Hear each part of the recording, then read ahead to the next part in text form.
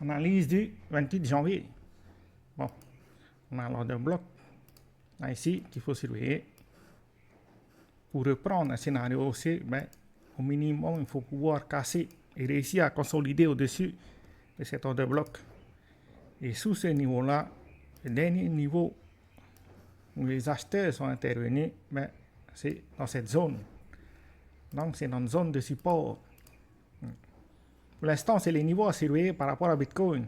Bon, bien sûr, il y a plusieurs gaps. Là, ici, il y a un FVG, c'est-à-dire un gap. Pareil, ici, un gap. Donc, il y a des niveaux à surveiller. Ici, il y a la liquidité qu'on a laissée. Et ici, d'ailleurs. Donc, il y a des probabilités qu'on vienne combler le gap avant de venir attraper la liquidité qui est au-dessus et de faire un range dans cette zone. Mais pour reprendre un scénario haussier, il faut réussir à casser notre order bloc et consolider au-dessus de ce niveau-là pour pouvoir reprendre un momentum haussier. C'est-à-dire qu'il faut absolument qu'on casse l'order bloc et qu'on arrive à tenir au-dessus de ce niveau-là pour continuer, c'est-à-dire pour reprendre plutôt un momentum haussier.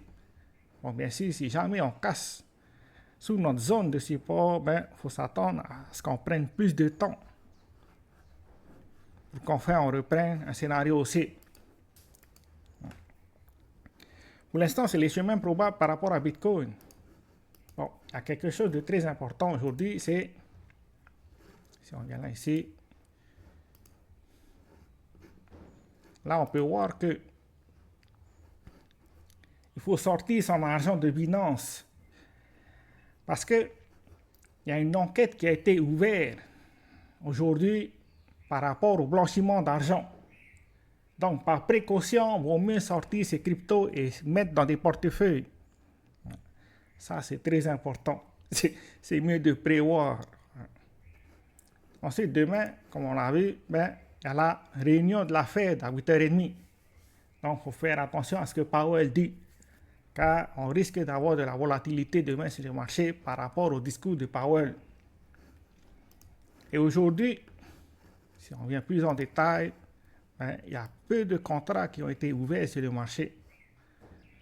Donc, il vaut mieux ne pas trader aujourd'hui et d'attendre demain, c'est-à-dire à partir de 8h30, le discours de Powell. Voilà. C'est tout ce qu'on a pour aujourd'hui. Ciao, ciao.